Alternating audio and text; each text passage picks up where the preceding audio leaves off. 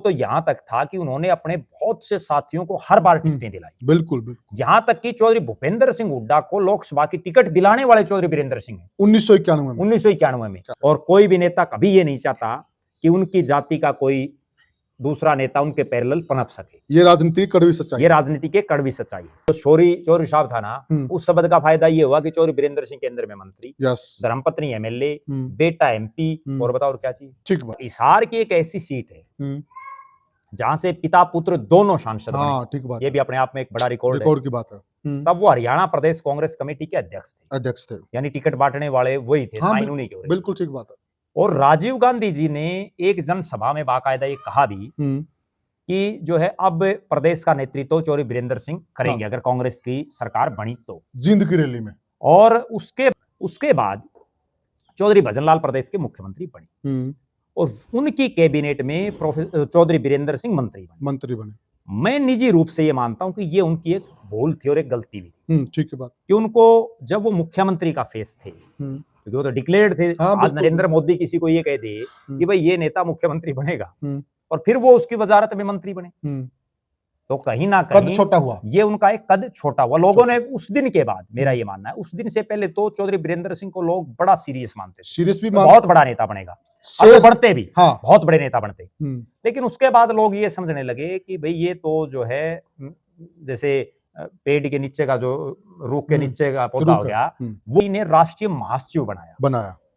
Party ने इनको कई कई स्टेट्स का प्रभारी बनाया। और एक बात इनके लिए मैं अक्सर लोगों को कहता हूं कि ये भले ही खुद मुख्यमंत्री ना बन पाए हों, लेकिन इन्होंने अपनी कलम से बहुत नेताओं को मुख्यमंत्री बनाया। सही बात है। चौधरी बीरेंद्र सिंह एक बात और उन्होंने मुझे बताई थी कि जब मुझे मंत्री बनाया गया ना, उसके बाद जब मैं मिलने के लिए गया, तब तक भी नरेंद्र मोदी जी को ये नहीं पता था कि ये चौधरी छोटू राम के दोते हैं। उनको ये तो पता था भाई छोटू राम से बड़ा कोई आदमी नहीं है हरियाणा में। हाँ, छोटू राम से वो प्रभावित भी थे। बिल्कुल ठीक बात है। उनको ये पता था कि भाई बहुत बड़ा नेता है कांग्रेस का, बिल्कुल, लेकिन ये नहीं पता था कि भाई छोटू राम का राजनीतिक वारिस है। सबसे जो बुरी बात है इनके परिवार के लिए, वो ये है कि बाबू बेटे माँ कोई पद भी नहीं दे रखा पार्टी में। 1 साल होगी कांग्रेस ज्वाइन की। बिल्कुल बिल्कुल की बातें हो रही थी कि एक रैली या तो भूपेंद्र सिंह हुड्डा की करवा लो जी कैथल में जी, या दीपेंद्र सिंह हुड्डा की करा लो जी। तो यहाँ हम तारीफ करेंगे रणदीप सिंह सुरजेवाला, उन्होंने कहा नहीं मैं हार जाऊं कोई दिक्कत, अगर वो करवा लेते तो रणदीप का छोरा भी हारता। हाँ, परंतु मैं नेता हूं उनके बराबर का, मैं अपने आप को मानता हूं और मेरी जनता भी यही मानती है। बिल्कुल। तो मैं जनता में उनकी रैली करवाकर यह संदेश नहीं देना चाहता कि मैंने उनकी अधीनता स्वीकार कर ली है। बिल्कुल। नमस्कार साथियों, मैं हूं आपका होस्ट कुलदीप सिंह पूनिया और मैं लेके चलता हूं आपको राजनीति की दुनिया। राजनीति की दुनिया की बात करें साथियों, हम हरियाणा प्रदेश की राजनीति पर विशेषकर चर्चा करते हैं, परंतु जब तक चर्चा हरियाणा प्रदेश में छोटू राम के नाम पे ना हो, चौधरी बीरेंद्र सिंह डूमरखा के नाम पे ना हो, तो हरियाणा की चर्चा पूरी नहीं होती है। बिल्कुल सही है, क्योंकि साथियों चौधरी बीरेंद्र सिंह डूमरखा सर छोटू राम के नाती हैं और बहुत बड़ी लंबी चौड़ी राजनीतिक विरासत उनके पास है। और अब जो ताजा हालात हैं उस परिवार के, उस पर भी हम आएंगे। छोटू राम के बारे में नई पीढ़ी कम जानती होगी शायद। छोटू राम जी वह तोप रहे हैं हिंदुस्तान की राजनीति की। एक जमाने में पंजाब प्रांत होता था जो सारा, जिस वक्त पाकिस्तान भी हमारा हिस्सा था, यहां पर यूनियंस पार्टी कहिए आप, जमींदारा पार्टी कहिए, उस पार्टी के संस्थापक थे छोटू राम जी, सर सिकंदर हयात खान, सर फजले हुसैन, सर सदाबुद्दीन और सर मोहम्मद हुसैन शाह। ये 4 बहुत बड़ी तोप थे उस जमाने के राजनीति की दुनिया के। और उस वक्त जो संयुक्त पंजाब होता था, इसके अंदर सर छोटू राम की तूती बोलती थी।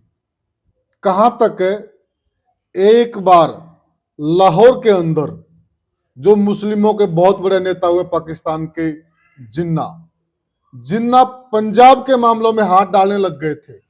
और उस वक्त सर छोटू राम ने जिन्ना को यह कह दिया था कि जिन्ना साहब आप पंजाब के मामलों में हाथ डालना बंद कीजिए, और अगर आप पंजाब के मामले में उंगली डालेंगे तो यहां से आपको उंगलियां जलवानी पड़ जाएंगी। और यह धमकी कहां दी थी? लाहौर में खड़े होकर दी थी सर छोटू राम ने। उसी छोटू राम की विरासत को संभालने वाले चौधरी बीरेंद्र सिंह डूमर खा। और आज का अगर हम राजनीतिक सिनेरियो देखें तो वह परिवार कहां से कहां तक पहुंच गया है। तो आज हम चर्चा यही करने जा रहे हैं कि अब इस परिवार का क्या होगा। और इस चर्चा में हमारे साथ जुड़ गए हैं वरिष्ठ पत्रकार और राजनीतिक विश्लेषक प्रद्युम्न जोशीला जी। प्रद्युम्न भाई राम राम। राम राम जी, सभी दर्शकों को नमस्कार, राम राम। प्रद्युम्न भाई देखिए, मतलब इतने बड़े नेता हुए हैं छोटू राम जी, और उन्होंने कांग्रेस के साथ राजनीति नहीं की जी, वो अपनी अलग राजनीति करते थे जी। और उस दौर में भी इस क्षेत्र में तो कांग्रेस का कोई जिक्र ही नहीं था जहां हम बैठे हैं जी। संयुक्त पंजाब में जमींदारा पार्टी बहुत बड़ी ताकत होती थी जी। और एक टाइम में 1942 से लेकर 1947 तक टिवाना जी प्रधानमंत्री रहे हैं पंजाब सूबे के, और वो भी उसी जमींदारा पार्टी से थे जी। तो इतनी बड़ी विरासत चौधरी बीरेंद्र सिंह डूमर खा को मिली जी। और आज वो उचाना में सिमट कर रह गए। उचाना में भी एक हार हो गई उनकी केवल 32 वोटों से जी। तो जो इतनी बड़ी राजनीतिक विरासत है, और विशेषकर आज जो किसान आंदोलन चल रहे हैं सारे सिनेरियो को देखें हम, और जो जमींदारों की जो हालात है उसी को लेकर यह परिवार राजनीति में आया था। इन्हीं मुद्दों को लेकर छोटू राम जी आए थे जी। तो आज वो प्रसन्न जस के तस आज भी खड़े हैं। तो क्या कहेंगे आप इस परिवार को लेकर?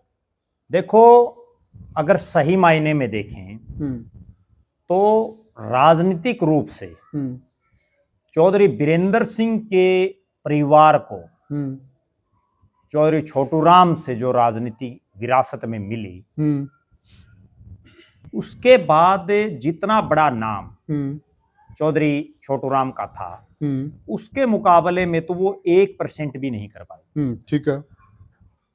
चौधरी छोटू राम को तो पूरी दुनिया पूजती है। बिल्कुल सही कहा आपने। और चौधरी छोटू राम ने जो कुछ कर दिया किसानों के लिए जी जी, उसका रत्ती भर भी उसके बाद इनका परिवार जिसने भी राजनीति संभाली वो नहीं कर पाया।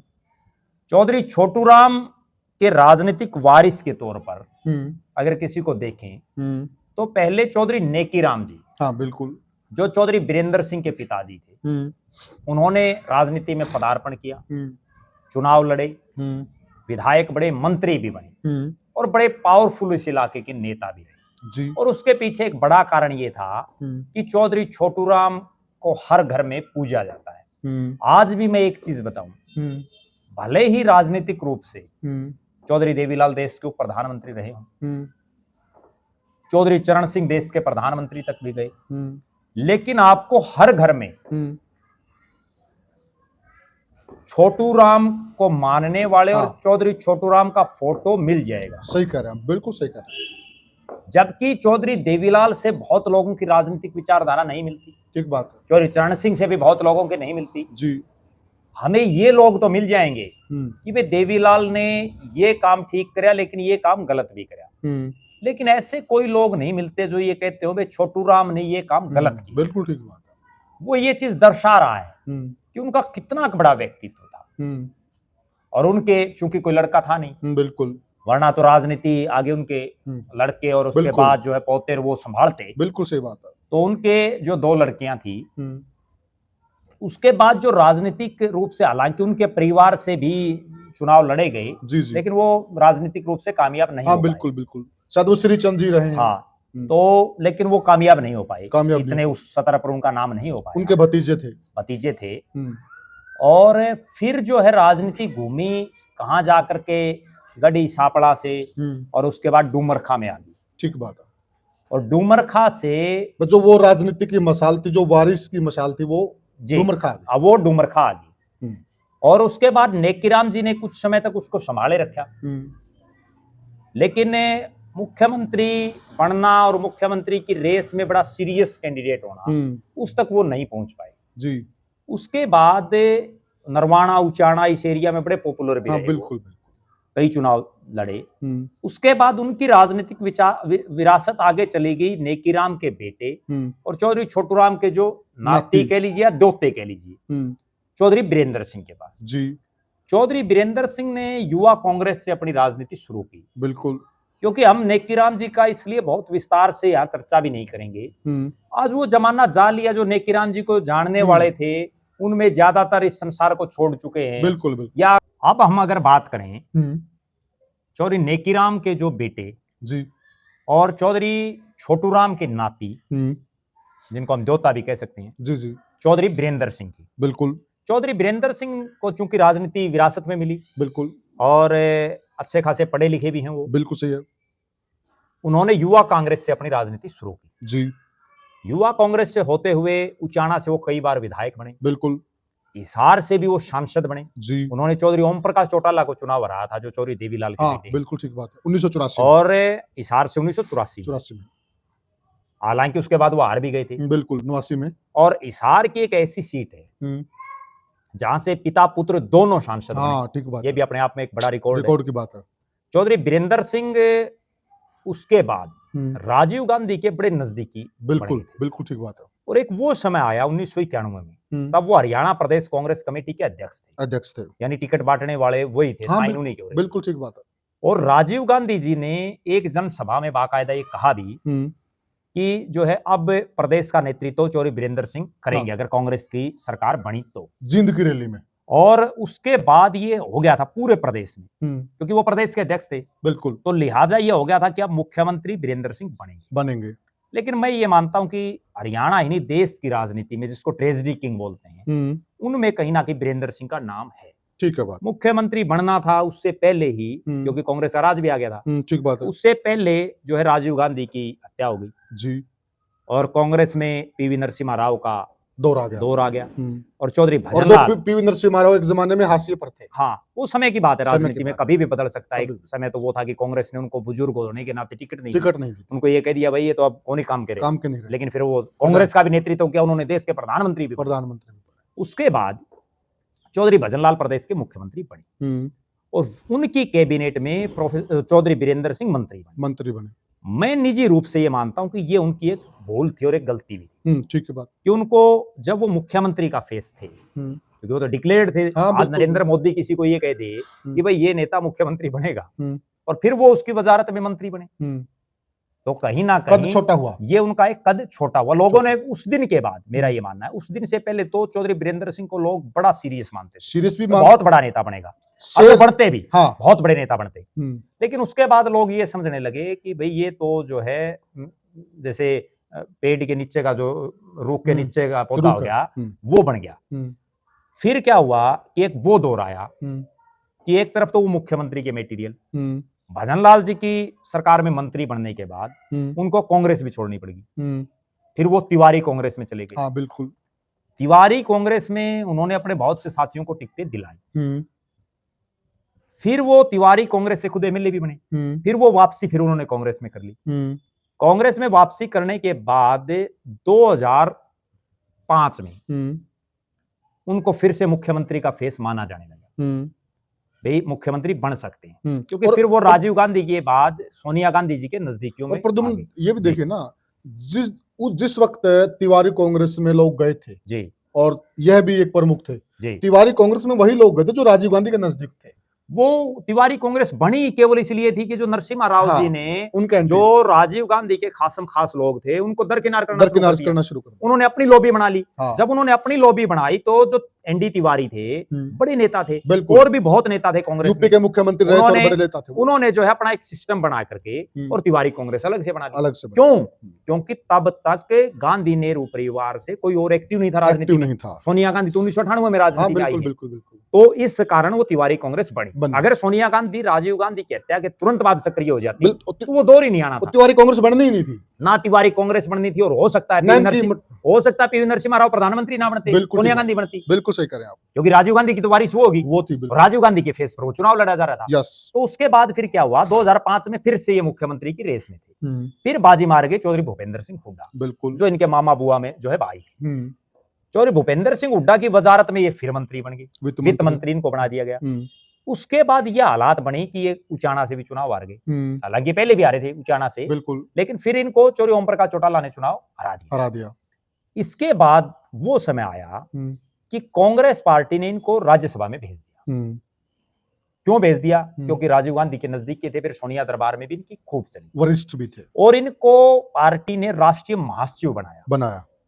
पार्टी ने इनको कई कई स्टेट्स का प्रभारी बनाया। और एक बात इनके लिए मैं अक्सर लोगों को कहता हूं कि ये भले ही खुद मुख्यमंत्री ना बन पाए हों, लेकिन इन्होंने अपनी कलम से बहुत नेताओं को मुख्यमंत्री बनाया।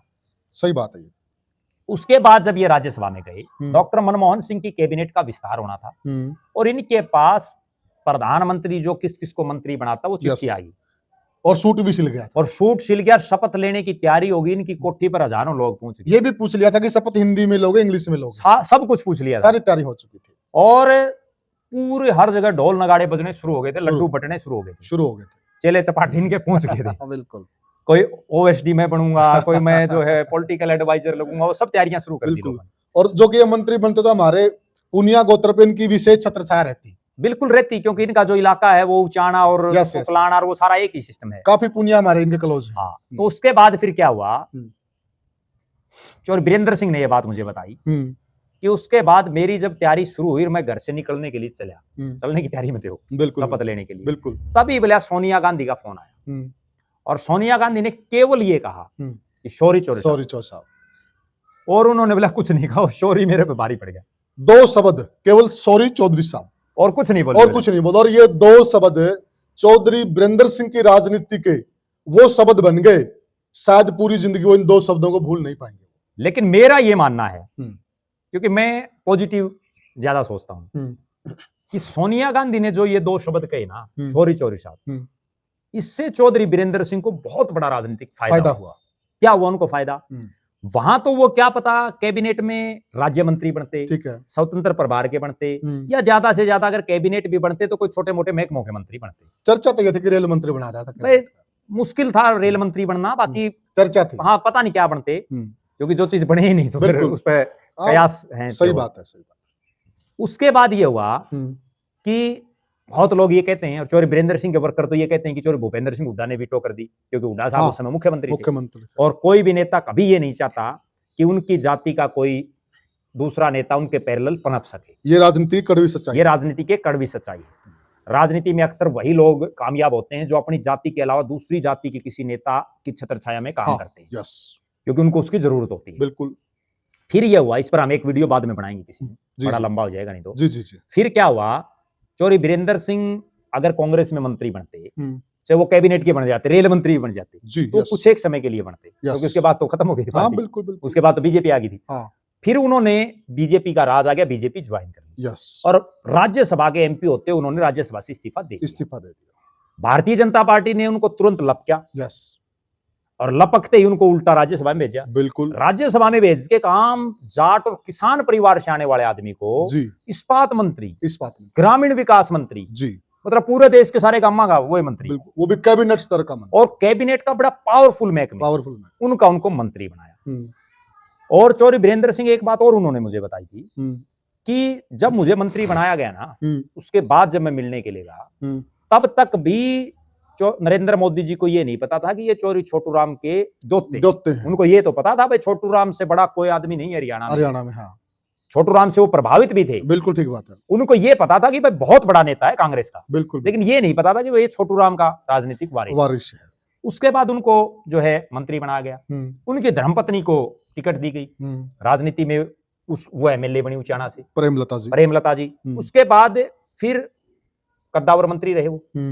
मंत्री रहते हुए जब उनके बेटे आईएएस थे बड़े सीनियर, ब्रजेंद्र सिंह, उन्होंने वीआरएस लिया, अपने बेटे को फिर चुनाव लड़ाया, बेटा एमपी बनया, मतलब तीनों की मौज होगी। नहीं तो कांग्रेस में तो क्या था, अकेले वीरेंद्र सिंह थे। बिल्कुल। और यहाँ क्या हुआ, अगर वो जो चौधरी साहब था ना, उस शब्द का फायदा ये हुआ कि चौधरी वीरेंद्र सिंह केंद्र में मंत्री, धर्मपत्नी एमएलए, बेटा एमपी, और बताओ और क्या चाहिए। ठीक बात है। फिर वो सॉरी इनको दोनों तरह से याद रहेगा राजनीति में। फायदे के लिए भी नुकसान के। फिर इनको दिन फिर उलट जाते हैं। उसके बाद किसान आंदोलन हुआ देश में, उसमें चौधरी वीरेंद्र सिंह बड़े प्रखर होकर के बोले, ब्रजेंद्र सिंह भी बोले, बीजेपी के एमपी होते हुए भी। ठीक बात है। और हालात और परिस्थितियां ये बनी कि पहले तो जो है मार्च में रैली रखी गई, लेकिन मार्च में हालात, क्योंकि चुनाव में काफी लंबा समय था, फिर उसको 2 अक्टूबर को रख दिया जींद में, और मेरी आवाज सुनो 2 अक्टूबर 2023। उस रैली में सबका ये दिमाग था कि आज वीरेंद्र सिंह कांग्रेस छोड़ेंगे। हजारों लोग, पूरा स्टेडियम भरा, बिल्कुल। लेकिन वीरेंद्र सिंह ने पार्टी छोड़ने की हिम्मत नहीं दिखा। लोग जो है निराशा के दौर में हो गए दोबारा जी। फिर ये हुआ कि लोकसभा चुनाव से एन पहले वीरेंद्र सिंह ने तो फिर भी नहीं हिम्मत दिखाई, लेकिन उनके बेटे बृजेंद्र सिंह जो बीजेपी के सिटिंग एमपी थे, एकाएक जाकर के मल्लिकार्जुन खड़गे के और पटका पहरे कांग्रेस का, बिल्कुल कांग्रेस ज्वाइन कर ली, और कांग्रेस ज्वाइन कर ली। वीरेंद्र सिंह ने तो उसके बाद की, और उसके बाद ये हुआ कि कांग्रेस ने उनकी जो उन्होंने अपने एमपी के पद से इस्तीफा दिया, बीजेपी की भरी थाली को ठोकर मारी, उसका कोई कुछ उनको नहीं दिया और उनकी टिकट काट दी। फिर वो राजनीतिक रूप से गर्त में चले गई। फिर उचाना से टिकट दी और उचाना से 32 वोटों से चुनाव हार गए। कहने का अभिप्राय ये है कि कहां चौधरी छोटूराम का इतना बड़ा राजनीतिक साम्राज्य, इतना बड़ा नाम, बिल्कुल। उसके बाद नेकी राम जी से होते हुए चौधरी वीरेंद्र सिंह ने उस नाम को उतना तो वो नहीं बढ़ा पाए, लेकिन वो मुख्यमंत्री तक की रेस में रहे, कई बार रहे। लेकिन फिर आते आते आज ये हालात होगी कि आज वीरेंद्र सिंह का परिवार ना लोकसभा में, ना राज्यसभा में, ना विधानसभा में, और यहां तक की सबसे जो बुरी बात है इनके परिवार के लिए वो ये है कि बाबू बेटे माँ कोई पद भी नहीं दे रखे पार्टी में। 1 साल होगी कांग्रेस ज्वाइन की, बिल्कुल बिल्कुल, और पार्टी ने अब तक इनको किसी पद के योग्य तक भी नहीं समझा, बिल्कुल। कितनी हैरानी की बात है, इससे ज्यादा हैरानी की बात। और अब एक और बड़ी हैरानी की बात मैं बताता हूँ, जिससे दर्शक भी कमेंट करके बताएंगे। चौधरी छोटूराम जब राजनीति में थे तो उन्होंने भी बड़े दमखम से राजनीति की, चौधरी नेकीराम ने भी बड़े दमखम से की, और चौधरी वीरेंद्र सिंह का जो राजनीति का मापदंड था वो तो यहां तक था कि उन्होंने अपने बहुत से साथियों को हर बार टिकटें दिलाई, बिल्कुल बिल्कुल। यहां तक कि चौधरी भूपेंद्र सिंह हुड्डा को लोकसभा की टिकट दिलाने वाले चौधरी वीरेंद्र सिंह है 1991 में, और उनको जिताया भी, ठीक है। उसके बाद चाहे वो 91 की बात हो, 91 में चौधरी वीरेंद्र सिंह ने टिकटें मांडी, ठीक है, बिल्कुल। उसके बाद 96 में जब वो तिवारी कांग्रेस से लड़े तब चौधरी वीरेंद्र सिंह ने टिकटें बांटी, राइट। 2000 में उन्होंने अपने साथियों को टिकटें दिलाई, बिल्कुल। 2005 में उन्होंने फिर से अपने साथियों के लिए लड़ाई लड़ी और जो टिकटें दिलाई, बिल्कुल। 2009 में उन्होंने लड़ाई लड़ी, लेकिन वो उस समय उस बड़े स्तर पर कामयाब नहीं हो पाए, लेकिन फिर भी उनका इक्का दुक्का योगदान रहा। 2014 में जब उन्होंने बीजेपी ज्वाइन की जी, तो जींद के आसपास की कई टिकटें उन्होंने दिलाई, यहां तक कि उन्होंने कलायत की टिकट दिलवाई, और कलायत की टिकट जिसको दिलाई उसका गांव नरवाना में, ये देखो आप, नरवाना के आदमी को कलायत से टिकट दिलवाई। उसके बाद 2019 जब आया, 2019 आते आते भी वीरेंद्र सिंह इस हालात में थे कि उन्होंने कुछ एक जगह टिकटों के लिए अपने साथियों की जो है रिकमेंड की और उनको दिलाने में उनका योगदान रहा, बिल्कुल। और यहां तक कि मैं ये भी बताऊं, जो जयप्रकाश दलाल है ना, जेपी दलाल, जो कृषि मंत्री बने, उनकी टिकट के लिए भी चौधरी वीरेंद्र सिंह ने उनकी अच्छी खासी मदद की, उनके लिए जलसा भी किया, बिल्कुल सही बात है, मैं उस जलसे में था, बिल्कुल। उसके बाद 2019 तक तो उनका ये कदरा, और 24 आते आते ये हालात होगी कि पूरे हरियाणा में एक टिकट मिली उनके, पहले तो उनके बेटे को लोकसभा टिकट नहीं मिली, ये हालात बनी उनकी, बिल्कुल। विधानसभा में एक टिकट मिली, वहां भी वो बेटा हार गया, बिल्कुल। तो आप ये अंदाजा लगाओ कि कहां अर्श से और धीरे धीरे फर्श पर आ गया मामला। और प्रद्युमन भाई ये देखिए ना कि चौधरी वीरेंद्र सिंह के खास बात नहीं, वो बिल्कुल शेर की तरह गरजते रहे हैं, बेबाक जो कहना कह दिया, बिल्कुल, डंके की चोट, नफे नुकसान को। अच्छा, इस चीज में मैं एक चीज और बताता हूं उनका, क्योंकि ये कई बार अच्छी हरकतें लोग कर देते हैं और ऐसा करना नहीं चाहिए। एक वर्कर था या कोई भी एक आदमी जो उनका ऑडियो वायरल हुआ और जिसमें वो आपस में ये बात कर रहे, वो ये कह रहा, भाई चौधरी साहब सोनीपत से लड़ोगे कि हिसार से, ब्रिजेंद्र को कहां से लड़ाओगे, जब उन्होंने कांग्रेस ज्वाइन की। तो चौधरी वीरेंद्र सिंह इतने मुंह फट भी कह सकते हैं, हम बेबाक भी कह सकते हैं, और कोई आदमी नहीं सोचता कई बार ये, बिल्कुल बिल्कुल, पता नहीं होता सामने रिकॉर्डिंग भी हो रही है क्या। तो उन्होंने ये कह दिया, भाई वहां तो हुड्डा के जो है कई भूपेंद्र भूपी के विधायक हैं और वो गड़बड़ करा देगा, तो आप हिसार से लड़ेंगे। और राजनीतिक रूप से वो बात सही भी है, गलत थोड़ी है, वो बात सही है, लेकिन उसका नुकसान ये हुआ कि ब्रिजेंद्र सिंह को टिकट नहीं मिली, बिल्कुल। हुड्डा साहब ने और ज्यादा वो कर दिया, भाई अब तो जो है, जब ये आदमी इतनी सोच रहे तेरे बारे में कांग्रेस में आने के बाद, तो इसका पक्का इलाज कर दो, पक्का इलाज कर दिया हुड्डा साहब ने, ठीक है। हालांकि इस तरह की वायरल नहीं करनी चाहिए, नेता पता नहीं कौन कहां क्या बोल दे, कई बार हो जाती है, बिल्कुल। फिर ये हुआ कि इतना बड़ा जो राजनीतिक साम्राज्य और उसका इस तरह से हश्र होना, ये कहीं ना कहीं ये दर्शा रहा है कि कुछ कमियां चौधरी वीरेंद्र सिंह में भी रही हैं, कुछ कमियां बृजेंद्र सिंह में भी रही हैं। वो अपने आप को, बृजेंद्र सिंह तो अपने आप को प्योर राजनीति में ढाल ही नहीं पाए। ठीक बात है। और मैं ये मान रहा हूं, मैं जो इनको और इनके परिवार को जो पढ़ पाया कि जो इनके इर्द गिर्द कुछ एक लोग घूम रहे हैं, वो कांग्रेस में होते तो भी वही, बीजेपी में चले गए तो भी वही, तिवारी कांग्रेस में चले गए तो भी वही, जो कुछ एक नेता है, वो कहीं ना कहीं इनकी राजनीति में जो इनका सतर जो लगातार कमजोर होता गया, उसका जिम्मेदार कहीं ना कहीं मैं उनको भी मान रहा हूं, क्योंकि वो इनको पता नहीं किस तरह के सब्जबाज दिखाते रहते हैं। आप एक चीज देखो इनके थिंक टैंक का, इन्होंने कार्यक्रम का नाम रखा मेरी आवाज सुनो। मतलब क्या सोच के रखा भाई, किसकी आवाज सुनो, कौन आवाज सुने, क्या हो। पहले वो कार्यक्रम कभी रख दिया, फिर उसके बाद उसको पोस्टपोन करके कभी रख दिया। इस तरह के जो ये फैसले ले रहे हैं इनके साथी, तो मैं ये समझ रहा हूं कि अब चौधरी वीरेंद्र सिंह को वो 1980-90 की राजनीति का दौर नहीं रहा। अब 2025 है, अब डिजिटल युग है। अब इनके जो साथी है ना, वो ऐसे हैं जो बेचारे आज भी 1990 के दौर की बात कर रहे हैं। ठीक है ना, बिल्कुल। यहां तक हालात है चौधरी वीरेंद्र सिंह की, इतना बड़ा परिवार है, इतना बड़ा नाम है। आज के दिन सोशल मीडिया का जमाना है, हर नेता की सोशल मीडिया टीमें हैं। बिल्कुल। हर नेता अपना सबसे ज्यादा ध्यान सोशल मीडिया पर लगाता है। बिल्कुल सही बात। लेकिन आप देखो चौधरी वीरेंद्र सिंह की सोशल मीडिया कहां है? सही बात। कहां है बृजेंद्र सिंह की सोशल मीडिया? बिल्कुल सही बात। कहीं कुछ नहीं है, 0/0। बिल्कुल सही बात है। तो इसलिए अपने आप को जब तक ये नए दौर में नहीं उभारेंगे। प्रद्युमन भाई, आप सोशल मीडिया की बात कर रहे हो ना, मैंने उचाणा का चप्पा चप्पा कवर किया चुनाव, विधानसभा चुनाव, एक गांव कवर किया है। तो इनके भतीजे सजन चेयरमैन, तो सोशल मीडिया से उनकी मुलाकातें हुई, सोशल मीडिया वाले सारे बंधु हमें बता रहे थे। तो उन्होंने कहा भाई सोशल मीडिया का जमाना है, आप ये कर दो वो कर दो, जो कुछ बातें हुई। तो उन्होंने कहा कि नहीं नहीं, हम तो मानते हैं इन चीजों को, और हम जीतेंगे तो अपने हिसाब से जीतेंगे, सोशल मीडिया में क्या, लोग हमें वैसे जानते। यानी कि वो सोशल मीडिया की ताकत को भांप ही नहीं पाए। और मेरे हिसाब से 32 वोटों की जो हार जीत रही ना, वो केवल इसलिए हुई। हाँ, वो केवल इसलिए ये मैनेज नहीं कर पाए, मार्केटिंग नहीं कर पाए अपनी। नहीं तो 32 वोटों क्या आ रहे हैं? बिल्कुल, क्योंकि इनके बराबर में जो चुनाव लड़ रहे थे, बीजेपी का आईटी सेल मजबूत रहता, कोई दो राय नहीं, सबको पता है। और दो निर्दलीय थे, उनका भी सोशल मीडिया बहुत मजबूत था, बहुत ज्यादा मजबूत था।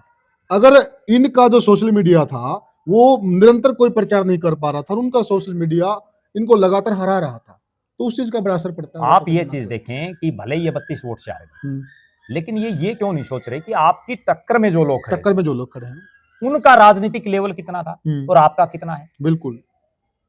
देवेंद्र अत्री जो लड़ रहा था, वो इनके मुकाबले कितना बड़ा नेता है?